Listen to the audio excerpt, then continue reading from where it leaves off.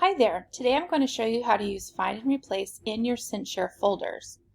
Find and Replace is a great feature to replace common phrases or words or even names to customize your content.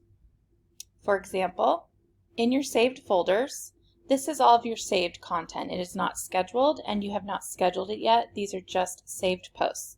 You can edit content that is just saved for future reference. I'm going to access the Flip-Flop Fiesta party. In here, I'm going to select all of my posts, and then I'm going to do Find and Replace to make sure I didn't say good morning when I meant to say good night. So I'm going to find morning and replace it with night. Now I'm not sure if I had it or not, so I will scroll through, and it looks like there are no matches, which are great. So then I can go back to the top knowing that I don't have to worry about that. We're going to do buy one, get one free. So let's say that is my offer that it was last time. But this time I want to say buy one, get one half off. Then I click search and scroll, and here you're going to see it found it.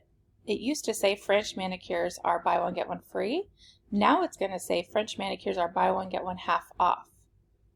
And then go to the very bottom and hit update. So now the posts are updated here, meaning if I click these and schedule them, it will have the updated text. And that's all you have to do to use Find and Replace in your folders.